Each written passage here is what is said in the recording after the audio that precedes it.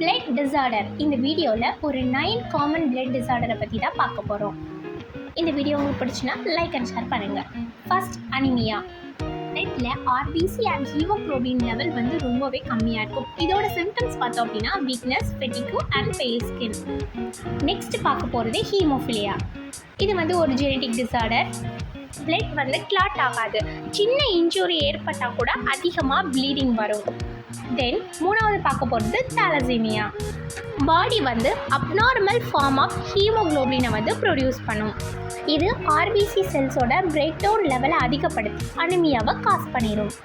நாலாவதாக பார்க்க போகிறது லியூகோமியா. இது வந்து blood cancer. White blood cells abnormal க்ரோத்தில் இருக்கிறதுனால இம்யூன் சிஸ்டமும் வீக் ஆயிரும். ஃபிஃப்த்து பார்க்க போகிறது லிம்ஃபோமா. இது லிம்ஃபைட்டிக் சிஸ்டம் கேன்சர்.